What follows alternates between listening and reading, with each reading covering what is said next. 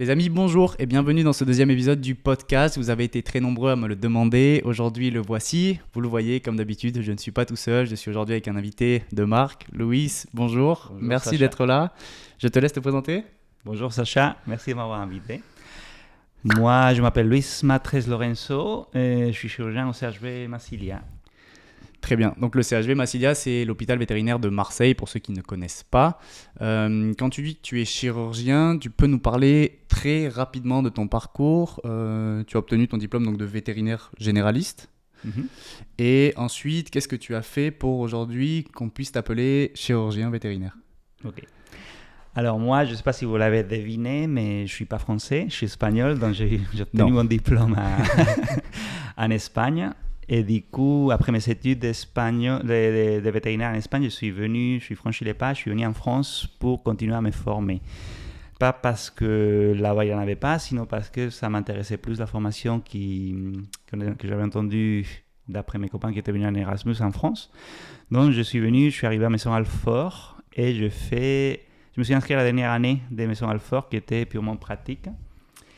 Et j'ai passé un an à Maison Alfort. Après, j'ai postulé pour les internats rotatoires français et je suis passé à l'école vétérinaire de Nantes.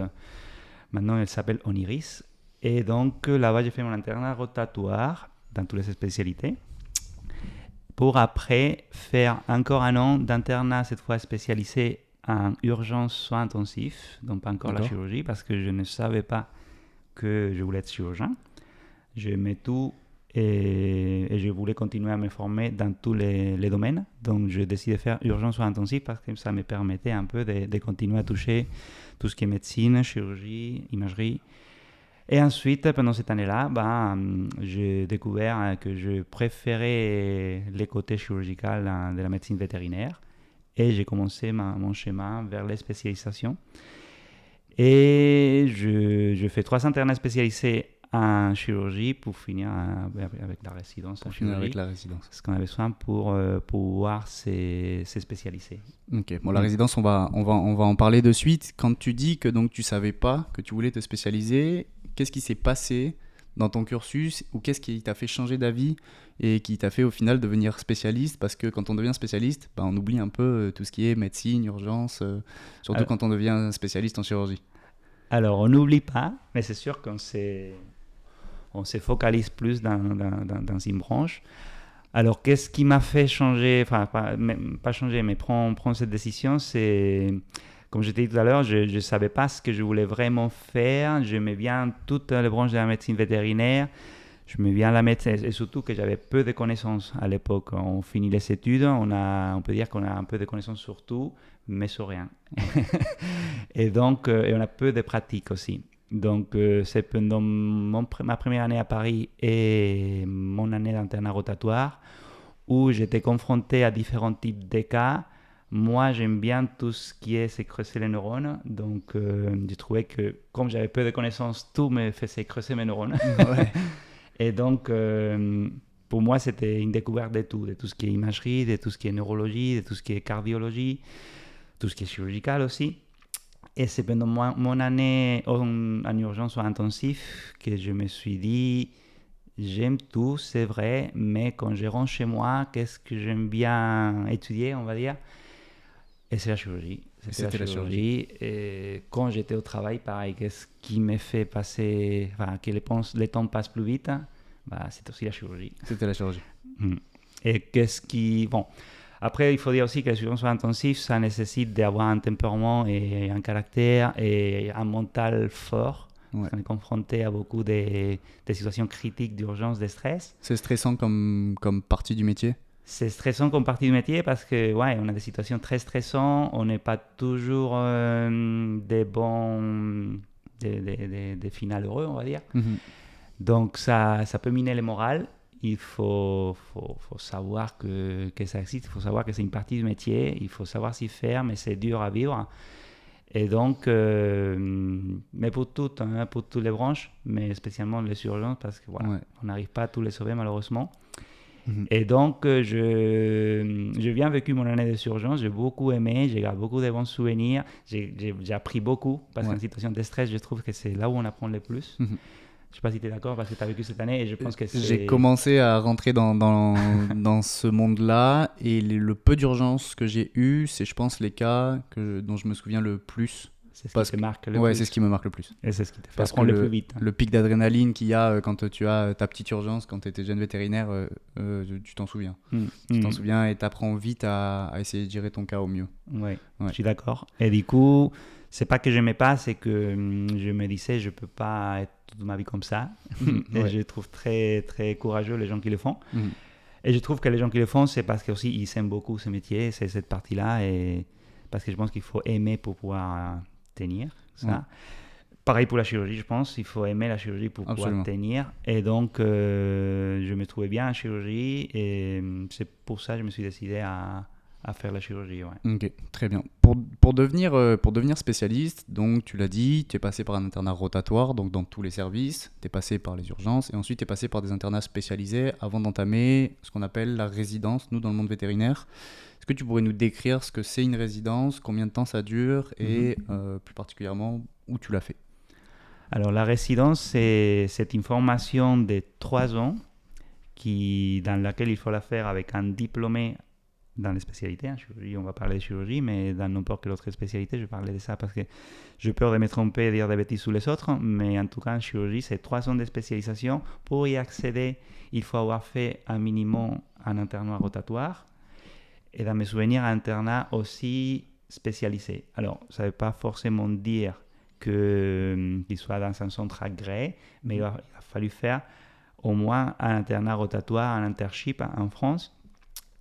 Comme ça, tu es assez pré-CV pour pouvoir y accéder à la résidence. Après, il faut postuler aux endroits où s'ouvrent les résidences. D'accord. Donc ça, c'est pas partout. C'est pas partout. C'est pas partout. Il faut déjà qu'au moins, il y ait un diplômé en chirurgie et un diplômé dans une autre spécialité. Donc, il faut un centre avec au moins 2 diplômés en différentes spécialités. D'accord. Et donc, une fois que le poste est ouvert, tu postules. Et si tu as la chance d'être pris, il faut un bon bagage, il faut un bon CV. Et il faut ton côté des chances aussi. Ouais. Être au bon endroit. Et donc, tu passes à ces 3 ans de formation dans lesquelles tu suis le diplômé qui va te former dans tout type de chirurgie, chirurgie orthopédique, chirurgie de tissus mous, chirurgie neurologique, chirurgie cutanée, et chirurgie minimale invasive. À côté de ça, tu dois faire 4 semaines de stage en anesthésie, en médecine interne, en cytologie, histologie. Du coup, tu as les 4 stages à faire dans tes 3 ans de résidence et tu as 2 publications à faire dans les 3 ans aussi. C'est là où ça devient compliqué parce que faire une publication, ça nécessite du temps, ça nécessite de trouver un sujet. Et c'est là où tu pourrais bloquer ta résidence à la fin pour pouvoir accéder à l'examen parce que tu dois sommer une série de points pour y arriver à pouvoir y accéder à ton examen. C'est pas que tu finis tes 3 ans et tu accèdes à l'examen parce que je n'ai pas dit, mais à la fin, tu as un examen de 3 parties qu'il faut passer pour devenir spécialiste. Cet examen, ça s'appelle le board. Les 3 parties, c'est quoi? Une partie théorique, une partie pratique? Alors aujourd'hui, on appelle les practicals la partie pratique, mais ça reste en écrit. Ah, ça reste en écrit. Tu as 3 examens qui durent 3 jours. Ça se passe en Suisse, à Zurich. D'accord. Et donc, tu as une première journée dans laquelle ça s'appelle les case base. Donc, c'est 4 heures d'examen, et en tout cas à mon époque, avec un chronomètre. Et tu as 4 cas cliniques que tu dois répondre au fur et à mesure sur des questions qu'ils te posent. Le lendemain, tu as la partie pratique ou le practical. C'est 25 cas aussi sur une durée de temps prédéterminée, dans laquelle il faut répondre à différentes questions. Et le dernier jour, c'est un QCM. Un QCM, pareil à mon époque, je parle de mon époque, c'était 180 questions qui se passent en 4 heures. Ok. Et là-bas, tu vas avec tout le monde de toute l'Europe. C'est toute l'Europe qui passe. Toute l'Europe et l'Amérique du Sud. L'Amérique du Sud, non, pardon, l'Australie. L'Australie, ok. Ok, très bien. Cette résidence, on la décrit souvent comme quelque chose d'assez compliqué. On décrit ça comme une étape fatidique dans la vie d'un vétérinaire. C'était quoi, toi, ton ressenti pendant ta résidence? Est-ce que tu as trouvé ça mentalement et physiquement compliqué ou pas forcément? Alors, je trouve que pour moi, ça a été une très belle époque que les gens autour de moi ont plus souffert que moi, notamment ma femme, parce que quand on est là-dedans, moi en tout cas, j'ai fait ce que je voulais, j'apprenais des choses tous les jours et je voyais des trucs super cool tous les jours. Et j'ai passé des heures là-bas et je ne comptais pas mes heures, honnêtement. Okay. Donc pour moi, ça n'a pas... Enfin, il y a des moments difficiles, dans le sens que tu passes beaucoup d'heures. Et pour moi, le plus compliqué quand tu fais quelque chose comme ça, c'est finir le travail à 20h, 21h, 22h, arriver chez toi, dîner et continuer à travailler. Ouais. C'est ça la partie, le mental, il l'a. Pour moi, le mental, il n'est pas là, il n'est pas de 8h à 20h quand tu es au travail. Il faut, parce que tu as des situations que tu aimerais faire plus, que tu es en apprentissage, il faut assumer. C'est pas un régime militaire, mais il faut avoir les côtés, pas d'obéissance, mais de suivre quelqu'un pour que quelqu'un t'apprend un métier. Parce que c'est un vrai métier. Quand je dis spécialiste en chirurgie, c'est pas mieux ni pire qu'un autre vétérinaire généraliste. Pour moi, c'est un autre métier. C'est différent, complètement. C'est différent. Ouais. Donc, non, pour moi, c'était pas des années difficiles. Je me suis beaucoup enrichi, amusé aussi. Et pour moi, c'est des bonnes années.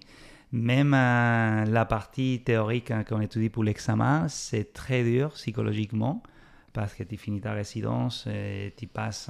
Moi, j'ai passé 4 mois enfermé à étudier. D'accord. À nouveau, comme tu dis, retour à l'école, retour au bouquin et à faire des schémas et compagnie. Ouais. Quand on passe un petit moment hors de ça, il faut s'asseoir et passer des heures. Ouais. Et ça, il y a un côté psychologique que tu te dis pourquoi j'ai besoin de faire tout ça si j'ai déjà passé plein d'années et je sais déjà opérer. C'est beaucoup plus complémentaire de ce qu'on pense, donc il faut passer par ça aussi pour être un spécialiste, je trouve. Donc non, pour moi, c'était des bonnes années de résidence. Difficile des côtés psychologiques aussi, pour ces côtés-là, de s'asseoir à 21h, 22h pour continuer à faire tes articles, pour continuer à réviser la théorie. Oui, c'est vrai. Et c'est pour moi, comme ça va être pour toi, pour ton internat, c'est ce que je dis à mes internes, la partie dure de votre internat, ça ne va pas être gérer les hospitalisés, assister au bloc ou faire des consultations. Ça va être arriver chez vous et continuer. Ouais. Parce que, bon, du coup, tu le sais, je pars faire un internat pour des jeunes comme moi ou des gens un peu plus âgés qui vont faire un internat rotatoire ou un internat spécialisé ou qui vont rentrer en résidence. Quels conseils tu aurais à leur donner, un ou plusieurs, que toi, tu aurais bien aimé recevoir avant de commencer tout ça? Alors, je n'ai pas forcément des conseils à donner. Je peux donner l'exemple de ce que je fais, pas un exemple, mais donner mon exemple ou mon sentiment. Je pense qu'il faut être ouvert d'esprit. Okay. Il faut un peu connaître où on va. Il faut parler avec différentes personnes qui l'ont déjà fait parce qu'on ne les vit pas tous de la même manière. Bien sûr. Donc, moi, je trouve que je suis quelqu'un... comment dire, ouvert et d'esprit et pas, je sais pas pessimiste, plutôt optimiste, quelqu'un optimiste. Donc j'ai tendance à recevoir les choses du bon côté, même si je me fâche comme tout le monde et même si j'ai des mauvaises journées comme tout le monde. Mm-hmm. En fait, dans ma tête, j'avais un objectif et c'est ce que je me disais. Ouais. J'ai un but, je sais ce que je veux faire, même si je ne savais pas que je voulais être chirurgien, je sais que je voulais me former. Donc, j'ai essayé d'attraper tout ce qui était formation pour moi et laisser de côté tout ce qui était mauvaise ambiance ou autre parce que c'était pas ça que je venais faire en France, en fait. Clairement. Et je savais que ça allait durer 1 an, que ça a un but, de juin à juin, de septembre à septembre. Et je sais qu'en septembre, ça finit. Donc, j'ai une mauvaise journée aujourd'hui. Je sais qu'après vient l'été, après vient Noël, après il va y avoir des mauvais moments dans l'année. Donc, il faut s'attraper au bon moment et il faut savoir ce qu'on veut. Ok. Donc, pour résumer, avoir un but précis et le garder en tête, garder sa trajectoire et essayer de prendre les choses du bon côté. C'est ça, et savoir se faire, c'est laisser guider. Il y a beaucoup de... on connaît beaucoup de gens dans ce parcours, des gens qu'on oublie rapidement parce que ce n'est pas des gens intéressants, et des gens très intéressants qu'on ne devient pas amis, mais qui deviennent collègues. Du métier et qui ont beaucoup à nous apprendre. Ouais. Même moi, à mon niveau aujourd'hui, j'ai encore beaucoup de gens et des choses à apprendre et des gens à connaître, comme toi. Ah oui. Et on a différents âges et j'apprends beaucoup de toi. De même. Donc, non, il faut rester ouvert. Et Ok. il faut attraper toutes les situations qui te viennent. Ok, c'est très intéressant parce que c'est un peu l'image que j'avais de tout ça. Je pense que dans tout ce qu'on entreprend, il y a une grosse partie mentale, au-delà du fait que il y a énormément d'heures. Physiquement, ça peut être compliqué. Je pense que ouais, du moment qu'on a le mental qui suit, ça passe. Ça Il faut passe. bien s'organiser, il faut faire du sport. Ouais, Ça c'est aide vrai, beaucoup. ça aide beaucoup. Je ne sais pas si c'est une méditation, je ne médite pas, mais ça aide beaucoup à organiser les idées dans la tête. Ok, ok. Moi, j'y penserai pour mon internat. Et moi, quand j'ai fait la résidence, je finissais à 21h, je prenais un café à 21h, je sortais courir. Non, mais moi, si je fais ça, je vais pas dormir. Ça Pour te sera dire pas- comme ça m'aider les sports. Ah ouais, ok, ok. Bon, je prends note. Et tous les futurs internes et futurs résidents devraient prendre note également. Aujourd'hui, tu as fini tout ça. Ça fait combien de temps que tu es diplômé européen? Je me suis diplômé, j'ai passé mon examen en 2019. J'ai D'accord, donc fait ça une première fait- tentative en 2018 et je l'ai passé en 2019. On a combien de tentatives? On peut essayer de le passer autant de fois qu'on veut ou il y a... 3 fois. À partir de 3 fois, on peut plus le passer. En principe, non. Ouais. Tu as brûlé toutes tes chances. T'as brûlé toutes tes chances. Ok. Après, il y a des cas particuliers et il peut être un peu plus flexible, hein, les collèges, mais en principe, c'est 3 ans. D'accord. Ok. C'est- Aujourd'hui, donc ça fait 5 ans que tu es bordé. C'est quoi une journée type dans ta vie de chirurgien vétérinaire? Alors, ça a beaucoup changé, ça s'adapte au fur et à mesure. C'est parce que bon, j'ai eu la chance de travailler dans un endroit qui m'ont donné les commandes. Ils m'ont dit, écoute, c'est ton service, hein, tu les fais comme tu veux. Donc, j'ai un peu fait comme j'avais appris, hein, de là où je suis venu. Je fais ma résidence au CHV Saint-Martin, côté Annecy, côté à Haute-Savoie. Ouais. Donc, j'ai un peu incorporé ce que j'ai appris là-bas parce que c'était mon jour à jour, c'est ce que j'avais l'habitude de faire. Après, bon, il y a mon collègue Dr Fournet qui est arrivé et à deux, on a continué à améliorer les choses et à organiser. Et après, il y a mon côté vie famille, Ouais. qui a aussi bousculé un peu ma vie et qui a fallu adapter aussi par rapport à ça. Bien sûr. Donc, une journée type, normalement, on arrive à 8 heures, mais étant donné que maintenant j'ai une vie de famille, j'arrive à 9 heures parce que je pose mes enfants à l'école. Ok. Et donc, j'arrive à 9 heures, je fais la ronde qui a déjà été faite à 8 heures, mais j'ai refait la ronde avec l'interne de chirurgie pour qu'il... La ronde, c'est, pour les gens qui ne connaissent pas, il y a des animaux qui sont hospitalisés et donc on voit un par un comment ils sont passés la nuit, ou s'il y a des nouveaux animaux qui sont arrivés, on voit tout son historique et on voit pourquoi ils sont là. Ils ont été dispatchés aux différents services et moi, je m'occupe de ceux qui sont en chirurgie. Donc, du coup, par rapport à ça, toi qui es chirurgien, le docteur Fournet qui est également chirurgien, est-ce que vous faites la ronde sur tous les cas, même des cas qui sont là pour de la médecine interne, de l'oncologie, etc. ou vous êtes plutôt là pour les cas qui vont être référés en chirurgie ou des post-op par exemple? Alors on fait la ronde déjà pour ceux qui sont sûrs qu'ils sont en chirurgie parce qu'ils étaient là la veille, ou pour les polytraumatisés qui sont instables. S'il y a des cas, on va dire, mitigeux, qu'on ne sait pas si c'est médecine ou chirurgie, enfin, on l'a fait ensemble, oui, on l'a fait ensemble. D'accord. Et puis, normalement, c'est que pour les cas de chirurgie qui ont été bien dispatchés par le vétérinaire qui a fait la nuit, oui. D'accord, Mm. ok. Ah, c'est Mais intéressant. il peut y avoir des cas douteux, bien sûr. Et donc, après cette ronde, qu'est-ce qui se passe dans ta journée?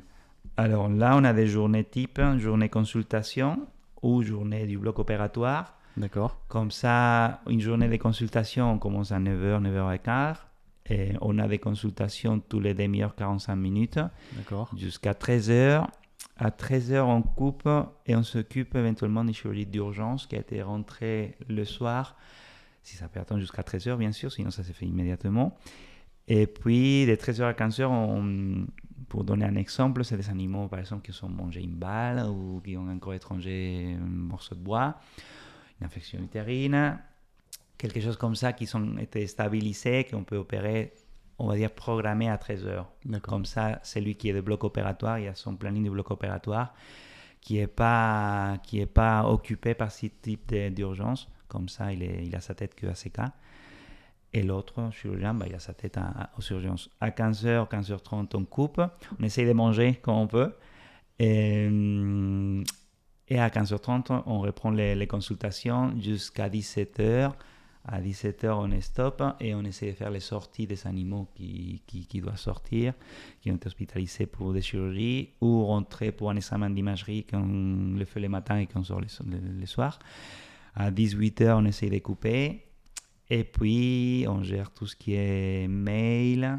D'accord. Animaux hospitalisés à nouveau, on fait à nouveau une autre ronde le soir. De temps en temps, quand on peut, et ça c'est mon regret parce qu'on fait moins souvent de ce que je voudrais, c'est la formation aux internes. D'accord. Et puis on passe 1 heure avec les internes. Au moins 1 fois par mois, on essaie de le faire. Et après, on essaie de rentrer chez nous. Ok, ça fait quand même des grosses journées qui sont bien chargées. Ça me fait avancer vers la question d'après. J'avais fait une vidéo il n'y a pas très longtemps sur mon retour à l'école, que je commence un internat et pourquoi est-ce que je veux faire cet internat. J'ai eu quelques commentaires qui, au moment où je parle de la résidence, m'ont mentionné, à juste titre, que j'avais oublié de mentionner la formation continue après l'obtention d'un board. Parce que c'est vrai qu'on dit souvent devenir spécialiste, c'est génial, mais qu'est-ce qui se passe après? Parce que on ne sait pas, parce qu'on obtient une fois le titre de spécialiste, qu'on le garde. Il faut faire des choses après, tout ce qui est conférences, articles. Est-ce que tu pourrais nous parler un peu de ça? Effectivement, déjà pour conserver le board, il n'est pas pour toute ta vie si tu fais rien. Tu as 5 ans pour renouveler ton diplôme. Ok, Donc ça oblige un peu aux spécialistes à continuer à se former et pas rester dans sa petite clinique. Donc c'est bien, je trouve que c'est bien. Après, c'est pas excessivement compliqué. D'accord. C'est un système de points, il faut avoir 100 points en 5 ans. Ok. Donc les points, tu les gagnes. Déjà, si tu assistes à tous les congrès spécialisés de chirurgie, donc ça s'appelle le CVS, Ouais. tous les ans il y en a un, c'est le mois de juillet. Déjà, tu gagnes 10 points par congrès spécialisé. Donc, si tu fais 50, tu as 50 points, juste pour assister au congrès. Ouais. Alors, quand tu assistes au congrès, effectivement, je rejoins ta question, tu te formes. C'est une Bien moyen sûr. de se former en assistant aux conférences. C'est des spécialistes qui viennent de l'Europe ou des États-Unis ou de tout le monde, qui montrent de nouveautés. C'est des résidents qui montrent aussi ses études en cours. Donc, c'est très enrichissant et effectivement, tu te formes. Ça te donne plein d'idées, tu connais plein de monde. C'est l'endroit, the place to be. The place to be. Donc, on aime beaucoup y aller. Ok. Donc, ça te donne déjà 50 points si tu y vas tous les ans. C'est obligatoire d'aller au moins 3 ans. Les collèges t'obligent à aller au moins 3 ans. Après, comment tu gagnes tes autres 50 points? Donc, soit tu fais ce qu'on appelle un case report. Ok. Donc, c'est un carnet de cas cliniques. Tu regroupes tous les cas cliniques que tu as fait pendant un an. Il faut qu'il y ait un minimum ou pas? Là, tu n'as pas, s'il faut un minimum pendant ta résidence, il faut un minimum de chaque cas. C'est pareil, enfin, ça je ne l'ai pas dit tout à l'heure, mais il te faut un minimum de cas d'orthopédie, de tissus mous. D'accord. Quand j'ai dit tissus mous, de chirurgie digestive, d'arthroscopie, de chirurgie de tissus de cutanée, de chirurgie thoracique. D'accord. Tout type de chirurgie, il y a un système de points également. Et donc, il te faut un minimum. Pareil, quand tu fais une résidence, normalement, tu es dans un centre qui surpasse ce type de cas, donc Okay. c'est pas un problème. D'ailleurs, les collèges, pour pouvoir ouvrir une résidence, t'obligent à présenter un case report pour savoir si tu as le nombre de cas suffisant pour pouvoir donner à ton résident. Donc oui, c'est un nombre de cas défini, c'est environ 250-300 cas par an. Ah oui, d'accord. Et donc, chaque année, si tu présentes ça, c'est 10 points. Donc, si tu as tes congrès, tu as ton case report, tu as tes 100 points. Ok. Donc, il faut... Ensuite, tu peux faire des conférences qui te donnent aussi des points en fonction si c'est national ou international, plus de points. Tu peux publier. Pareil, si tu publies un premier auteur, c'est 10 points. Si tu publies un deuxième auteur, c'est 2 points, je pense. D'accord. Et c'est pareil, c'est différent. Je fais peut-être des erreurs dans le système de points, mais c'est pour orientatif. Plus ou moins ça. Ouais. Et donc, pareil pour les conférences au niveau national et international. Donc, c'est un système de points pendant 5 ans que tu as besoin de remplir pour valider ton diplôme. Recertifié, on appelle ça. Ouais, ok. Parce que c'est vrai que souvent, il y a beaucoup de personnes qui disent quand on est spécialiste, en fait, on choisit entre être spécialiste ou avoir une vie d'humain normale, une vie de famille, etc. C'est pas forcément vrai. On peut avoir les deux.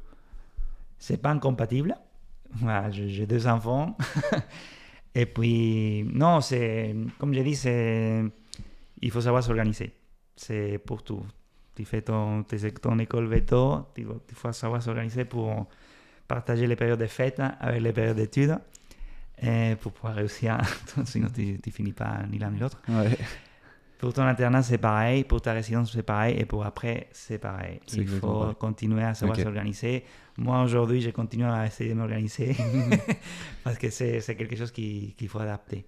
en fonction de ta période de vie. Mais ce n'est pas incompatible. Ma femme te dira peut-être le contraire, qu'elle ne me voit pas beaucoup. Mais grâce à elle, j'essaie de m'adapter, de m'organiser de mieux en mieux comme je peux. Mais non, ce n'est pas incompatible. Bon, ça ne devrait pas l'être. Oui, ça devrait pas l'être. Ouais. Mais c'est bon à savoir parce que souvent on nous le dépeint comme un tableau un peu, pour le coup, incompatible et comme faire un choix de cette vocation qui nous prend tout le temps. Mais c'est bon à savoir. Pour moi personnellement et je pense que pour beaucoup de jeunes vétérinaires qui vont nous regarder, je pense que c'est très bon à savoir. Après, il y a différentes spécialités, et il y a différentes personnes et il y a différentes façons de gérer les choses.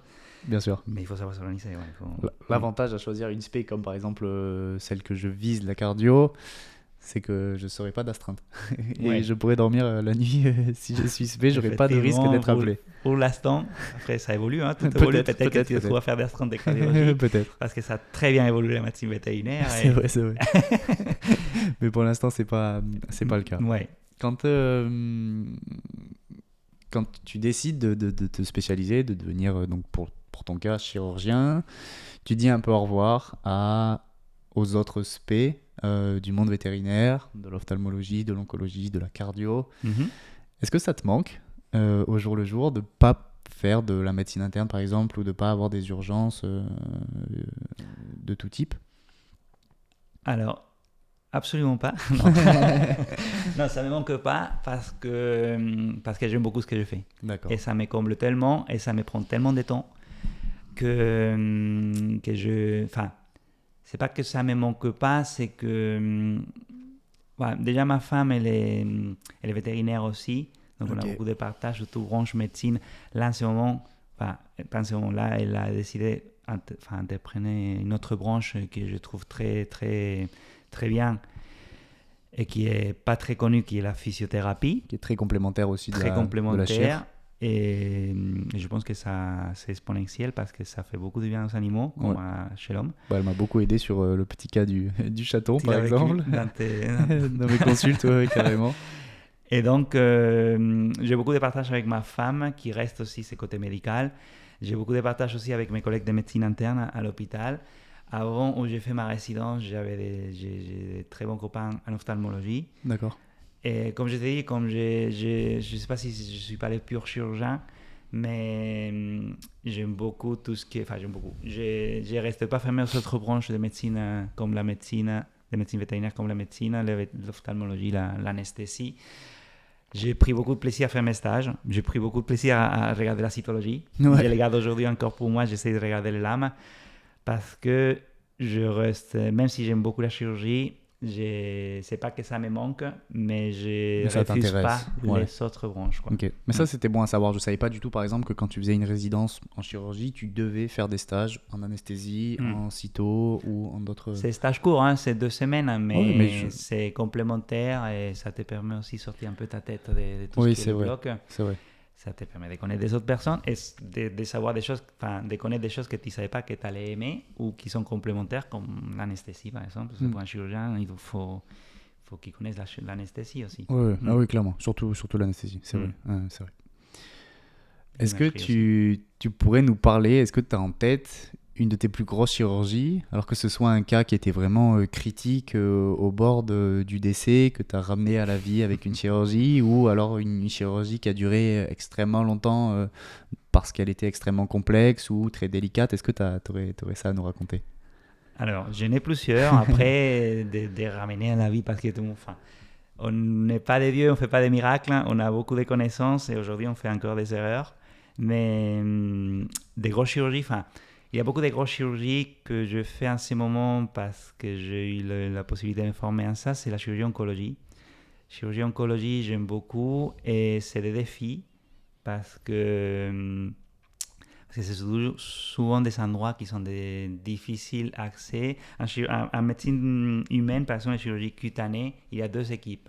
Parce qu'on dit que quand on enlève un cancer, il faut enlever la tumeur, mais il faut enlever des marges. Et quand tu commences à enlever, tu te trouves les problèmes de ne pas pouvoir fermer. Ah oui, ça. Parce qu'il te manque du tissu. Donc, en médecine vétérinaire, ils ont fait 2 équipes pour ne pas être bloqués. Ils disent qu'il y en a un qui enlève, il y en a un qui ferme. Donc, celui qui enlève, il enlève ce qu'il veut ou ce qu'il faut. Et il ne se préoccupe pas de fermer. Parce que quand tu dois fermer, tu te dis, il faut que je ferme maintenant ce que j'ai enlevé. Donc comme ça, l'équipe qui enlève, il enlève. Donc par exemple, Avec ses marches. sur une exérèse de masse, tumorale, Ouais. il va y avoir 2 chirurgiens vétérinaires. En humain, c'est ce qui se passe. Il y a Ah, deux ok. équipes. Un vétérinaire, non. Un vétérinaire, Mais parce qu'on n'a pas encore assez de personnel, enfin de oui, parce qu'on n'est chirurgiens. pas encore sous cette optique-là. Oui. Et D'accord. c'est ce qui te fait un frein, on va dire, Hmm. parce qu'il te dit, bon, j'enlève ça, mais après, comment je vais fermer? Ah, ok. Donc, c'est un défi. Et c'est le défi que j'aime bien. Mais il faut beaucoup se former pour... et c'est pour ça que je rejoins ta question. On continue à se former après la résidence. La question est clairement oui. Oui, parce qu'on ne Ouais. connaît pas tout. Et il y a de nouveaux défis tous les jours. Et je te parle d'un cas, chirurgie oncologique, une masse tumorale au niveau costal. D'accord. Quand on enlève une masse à une côte, il faut pas se centrer sur une seule côte. En général, il faut enlever celle d'avant et celle d'après. Donc, tu te retrouves déjà avec 3 côtes en moins. Ah ouais. Une masse qui était sur une côte. Donc, sous ces cas-là, il en avait 2 côtes. Tu as un gros maximum entre 4 et 6 côtes que tu peux enlever pour que l'animal puisse continuer à respirer. Mais qui dit ça, dit gros défaut à fermer ensuite. Ouais. Donc, tu vas au bloc opératoire toujours avec un plan dans ta tête, un plan A, minimum un plan B aussi, et un plan C. Et un plan C. Et un plan D, qui est ton collègue, j'ai eu la chance d'avoir mon collègue aussi dans les locaux, Ouais, ça c'est plutôt pratique. que tu l'appelles et tu dis, écoute, j'avais un plan C, mais est-ce que tu as un plan D? Parce que voilà. Bon, pour l'instant, on arrive à bien se débrouiller. Et donc, oui, je me trouve avec ce cas que j'enlève 3 côtes et il y a les poumons, il y a la moitié de l'abdomen. Je ne vais pas rentrer dans les détails pour tout type de public, mais c'est des cas où c'est assez surprenant et c'est des chirurgies très agressives. Tu ne veux pas que l'animal... Parce que le premier principe, c'est pour tout, c'est... Tu ne fais pas pire, quoi. Ouais, il faut qu'il ressorte en mieux. Il faut qu'il ressort mieux de ce qui est rentré, parce que c'est le but de tout traitement médical ou chirurgical. Ouais. Donc, tu te trouves avec ce cas que tu as enlevé 3 côtes et qu'il faut fermer. Donc on arrive à fermer, mais c'est compliqué. une situation que c'est compliqué. C'est compliqué et il faut avoir le sang-froid et savoir où on est, savoir ce que tu as comme plan et le suivre à la lettre. Et si ça va pas bien, bah, tu as un plan B.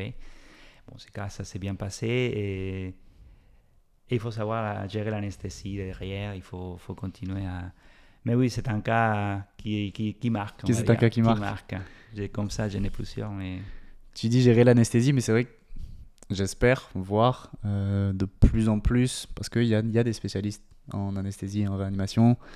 Ça doit tellement soulager une partie de ton travail de chirurgien de savoir que derrière toi, il y a un bordé qui est en train de gérer l'anesthésie et que toi, tu peux te focaliser uniquement, entre guillemets, sur ton travail et sur ce que tu as à faire toi. Alors, quand tu as la chance d'en avoir un, ouais. Aujourd'hui, malheureusement, ce n'est pas partout, dans tous les centres, que tu peux avoir un bordé en tout. Hein. Ouais. Par manque de bordé, par manque de personnel, Donc, quand tu as la chance d'avoir effectivement un bordé, j'ai la chance de travailler avec un bordé de médecine interne, avec un bordé d'imagerie, et avec une équipe de généralistes qui est au top de médecine générale, qui ont fait un internat et qui ont fait un internat spécialisé en médecine interne aussi, la plupart d'entre eux. Et ceux qui ne l'ont pas fait, ils sont très bien formés aussi. Donc, j'ai la chance de travailler avec, pas forcément des bordés dans tous les domaines, mais des gens qui sont très forts dans ce qu'ils font. Parce que, c'est là où je voulais te dire, il ne faut pas que tout le monde pense qu'il faut faire un board. Il faut bien se former, mais ce n'est pas obligatoire. Tu peux être un très bon vétérinaire sans être spécialiste. D'accord ? Donc, je n'ai pas de spécialiste en anesthésie là où je travaille, mais j'ai des gens qui savent gérer très bien les urgences intensives et auxquels je peux tirer de la blouse pour dire, écoute, j'ai besoin d'un coup de main parce que j'ai des lacunes pour gérer ces cas. Et je ne vais pas devoir d'anesthésie, mais si j'ai besoin de quelqu'un qui m'aide dans l'anesthésie, je sais que je peux l'appeler et il va faire mon anesthésiste pour ces cas-là. Donc, effectivement, ça laisse la tête à ce qu'il libre pour ce que tu libre vas faire. Pour te concentrer à 100%. Ouais. C'est vrai, tu dis on peut être très bon vétérinaire sans avoir fait de board, en ayant fait un internat ou pas. C'est vrai, moi je dis souvent, je parle souvent de board, etc. parce que je trouve ça personnellement bien de pouvoir faire uniquement ce que j'aime, même si j'aime beaucoup de choses dans la médecine. Ce qui me passionne, c'est la cardio, et c'est vrai que je trouve ça bien de pouvoir faire que ça toute ma vie, en fait. De ne pas avoir à gérer un cas, par exemple, en médecine générale qui va pas forcément me plaire ou me faire vibrer, que je gérerai ou que j'essaierai de gérer quoi qu'il arrive. Mais c'est vrai que je parle souvent de spécialistes et de board par rapport à ça. Mais c'est vrai qu'on peut avoir des vétérinaires. L'équipe généraliste de Massilia En fait, m'a sauvé énormément de fois. Et tu peux... il y a différentes situations, il y a tout type de gens.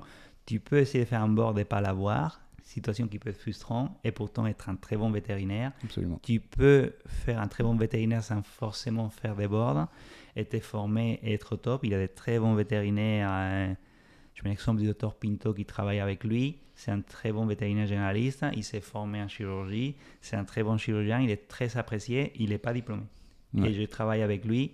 Je n'ai pas eu une seule erreur pendant déjà 5 ans que je travaille avec lui du côté chirurgical et il n'est pas spécialisé. Je te mets son exemple, j'en ai plein d'autres exemples. Donc, tu n'as pas forcément besoin de te diplômer. Moi, j'ai choisi, comme toi, tu as dans ta tête, de te spécialiser pour ce côté, faire ce que j'aime et faire que ça. Je te souhaite que tu vas être un très bon diplômé et en tout cas, tu as la détermination pour le faire. Mais si jamais tu ne l'es pas, tu saches que c'est pas fini là. Ça peut être un très bon vétérinaire. Et je trouve que toute clinique a besoin de spécialistes et toute clinique a besoin de gens non spécialistes. Absolument. Absolument. Je pense que ça devrait être un peu comme en médecine humaine, entre guillemets, où la médecine générale est une spécialité. Ah oui. Et après, on a des spécialités qui sont centrées sur un ou plusieurs organes ou un acte en particulier. Mais tu viens de le mentionner et c'est vrai que je me suis souvent posé la question, quand tu fais tout ça, donc tout ce schéma, internat, assistanat, résidence, que tu essayes de passer ton board et que tu n'y arrives pas, est-ce que derrière tu peux quand même travailler uniquement dans ta spé de prédilection ? Est-ce que c'est possible ça ? Oui. Alors, oui. J'ai eu la chance de pouvoir passer cet examen et d'être spécialisé, mais j'aurais pu me trouver de l'autre côté. Donc, je ne peux pas te dire si j'aurais eu la chance aujourd'hui d'avoir le poste que j'ai. Je pense que j'ai eu mon poste parce que je suis spécialiste. Bien sûr. Après, j'ai plein de copains qui n'ont pas passé l'examen, qui aujourd'hui continuent à travailler comme chirurgien.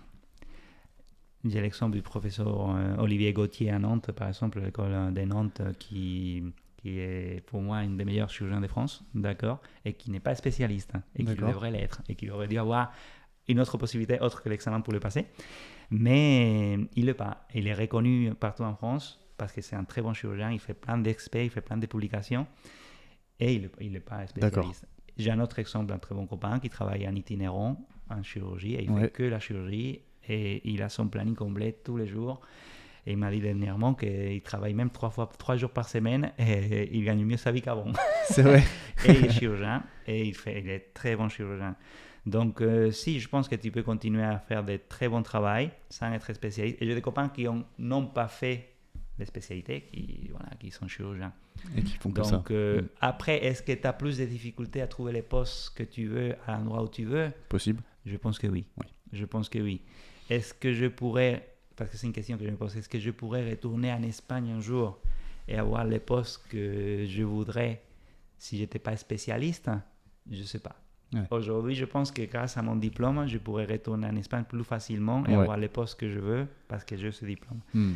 Si je n'avais pas ce diplôme, même si j'avais fait tout mon parcours, je ne suis pas sûr même, parce que c'est un papier, c'est un bout de papier, mais qui te ouvre beaucoup de portes. Ouais, aujourd'hui c'est un peu triste, mais malheureusement ça fonctionne un peu comme ça. C'est ça. Il suffit d'une petite ligne derrière ton nom et ton prénom. Tout à fait. Et pourtant, tu as toute la formation, mais tu n'as pas les papiers.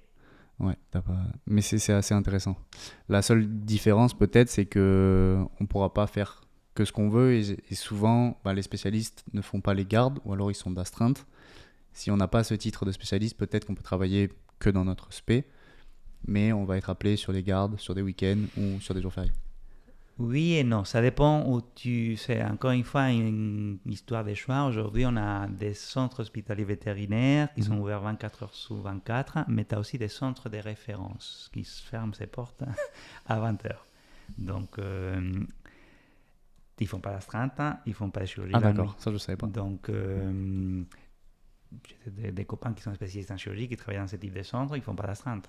Les centres qui continuent à être ouverts pour les animaux hospitalisés, c'est les internes qui restent la nuit. Mais ils ne prennent pas d'urgence. Mais ils ne prennent pas d'urgence. Ils ne prennent pas d'urgence et ils ne font pas d'astreinte. Donc, et sans être spécialiste. Ma femme, elle a été médecin généraliste. Elle a choisi une clinique dans laquelle, à 20h, il ferme les portes et il irait faire ses urgences à l'hôpital ou au centre d'urgence de la ville. Ok. Donc, c'est pas parce que tu es médecin généraliste que tu vas te dire je vais faire des gardes toute ma vie. Ok. C'est une grande partie Ouais. des vétérinaires qui sont comme ça, mais pas tous. Il y a des autres options. Ça, c'est bon à savoir. Mm. Ok. Est-ce que quand on est bordé, on peut travailler dans une clinique qui n'est pas un CHV ou qui n'est pas un centre référé?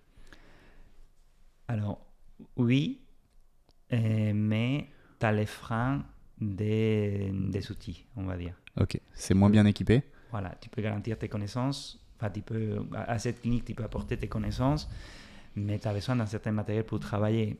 Tu as besoin dans l'idéal d'un scanner, tu as besoin dans l'idéal d'un IRM, tu as besoin dans l'idéal... Et je dis matériel, mais je dis aussi du personnel. Enfin, moi, et là où je travaillais avant, je trouve que travailler avec un imageur, c'est très important. Travailler avec quelqu'un de médecine interne, c'est très important. L'imageur, pourquoi? Parce que tu as beau avoir un scan, mais moi, je ne suis pas imageur. Ouais. Donc, l'interprétation de cet imageur, le travail en direct avec cet imageur, c'est hyper important. Et moi, aujourd'hui, je pense que je passe une grosse partie de ma journée à côté de l'imageur pour qu'il me guide dans mes chirurgies. Donc, je parle du scan comme je parle d'échographie. Tout le monde aujourd'hui a un échographe dans sa clinique.